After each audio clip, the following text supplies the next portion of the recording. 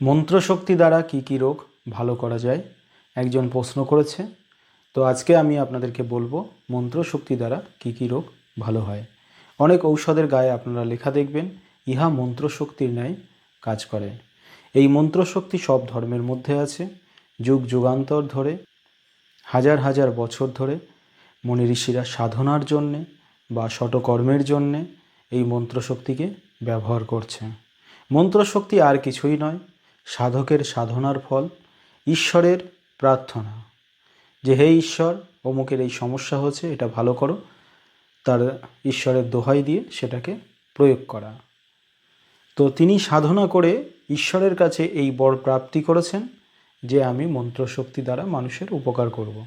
সেই প্রার্থনা দ্বারা মানুষের উপকার করব। সেই প্রার্থনায় পরে গুরুমুখী হয়ে হস্তান্তর হতে হতে একজন মানুষের কাছ থেকে আরেকজন মানুষের কাছে চলে আসছে এবং সে এই মন্ত্র ফু দিলেই কাজ হচ্ছে। তবে এই মন্ত্রশক্তি এমন এমন মানুষের কাছে পড়েছে যাদের মধ্যে শিক্ষা ছিল না, এবং তারা কি করেছে, এই মন্ত্রশক্তি জগতে সংরক্ষিত করতে পারেনি। কোনো না কোনো কারণে তারা কাউকে শেখায়নি বা নষ্ট হয়ে গেছে। তো এই করতে করতে বহু মন্ত্রশক্তি নষ্ট হয়ে গেছে। অনেক বই পুস্তকে আছে, সেগুলো কাজ করে না। আবার পৌরাণিক যে সমস্ত বই পুস্তকে মন্ত্রশক্তি যারা দিয়ে গেছেন সেগুলো আবার কাজ করে। তো বিদ্যা এখন সবার কাছে নেই। তো এই মন্ত্রশক্তি দ্বারা অনেক রোগ ভালো করা সম্ভব। আমি যেটা রিসার্চ করে দেখেছি, পৃথিবীর যত রকম রোগ আছে সবটাই ভালো করা সম্ভব। তবে সেই মন্ত্র, সেই বিদ্যা থাকা চাই। এখন আপনার পেটে পাথর হয়েছে, তো এই পাথর ভস্ম করার মন্ত্র ছিল, কিন্তু এখন আমাদের কাছে সে সমস্ত মন্ত্র নেই। তাহলে কি হবে? ওই মন্ত্র না থাকার কারণে সেটার কিন্তু চিকিৎসা করা যাবে না।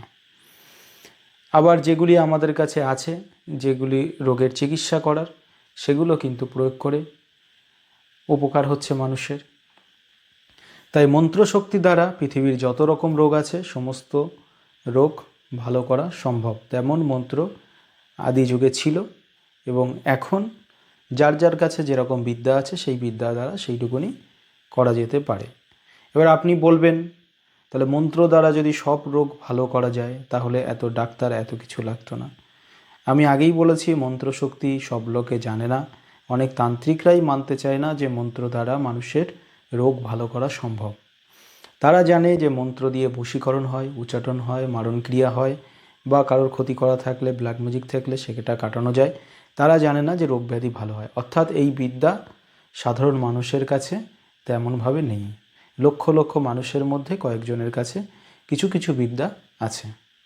তো এই কারণে এই বিদ্যা আজকে লুপ্তর পথে। আর অনেক মানুষ এটাকে নিয়ে একটা প্রতারণার ফাঁদও ফেতেছে। তার জন্যে কিন্তু এগুলো তন্ত্র জগতের একটা বদনামও হয়ে গেছে। তবে আমরা যে বিদ্যাগুলি জানি সেগুলো মানুষের ট্রিটমেন্ট করে তাদের ফিডব্যাক আপনাদেরকে দেব, এবং পরবর্তীতে আমার যখন জায়গা রেডি হয়ে যাবে সরাসরি কিভাবে মন্ত্র দিয়ে মানুষের উপকার হচ্ছে, কোন কোন রোগ কিভাবে ভালো হচ্ছে, সেটা যারা উপকার পাবে তারা নিজেরাই বলবে। কারণ আমি বলাটা কিন্তু বড় কথা নয়, আমি অনেক কিছুই বলতে পারি। মানুষ উপকার পেয়ে যেটা বলবে সেটাই সঠিক হয়, সেটাই এর প্রমাণ হয় যে হ্যাঁ, মন্ত্র দিয়ে এটা ভালো হচ্ছে। যেমন কয়েকটা ফিডব্যাক, রোগের ফিডব্যাক যারা উপকার পায় তাবিজ নিয়ে, তারা কিন্তু অনেকেই হোয়াটসঅ্যাপে দেয়। তো আমি আবার সেটা স্ক্রিনশট তুলে আপনাদেরকে ইউটিউবে, ফেসবুকের মধ্যে আপলোড করে দিই, আপনারা দেখেছেন। তবে রোগ ব্যাধির ক্ষেত্রটা আমার কাছে খুবই কমই আসে, কারণ মানুষ তো জানে না যে আমি কোন রোগের চিকিৎসা আমার কাছে আছে বা নেই। সেগুলো যতক্ষণ না মানুষের সামনে তুলে ধরবো মানুষ ততটা জানতে পারবে না। তাই আমি বলবো যে রোগ ব্যাধি মন্ত্র জগতে খুব ভালোভাবেই ভালো করা সম্ভব, তবে বিদ্যা থাকা চাই। মানে আমার কাছে যে বিদ্যা আছে আমি সেগুলোই প্রয়োগ করে মানুষের উপকার করতে পারবো, এবার যার কাছে যে বিদ্যা আছে সেগুলো সে উপকার করতে পারবে।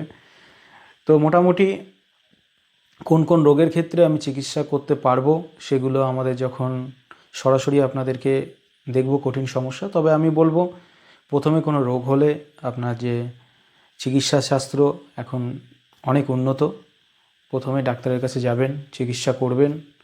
যে সমস্ত সমস্যা একদমই ভালো হচ্ছে না, বছরের পর বছর চিকিৎসা করে তার কোনো রাস্তা নেই, চিকিৎসা শাস্ত্র না করে দিয়েছে, আর সে গিয়ে গিয়ে কাজ হচ্ছে না, যেখানে চিকিৎসা শাস্ত্র কাজ হচ্ছে না সেখানে আপনি মন্ত্রের জগতের চিকিৎসা নিতে পারেন। ধন্যবাদ। এই বিষয়ে যদি আরও কোনো কিছু প্রশ্ন থাকে আপনারা লিখতে পারেন, সেই বিষয়ে ভিডিও করার চেষ্টা করব।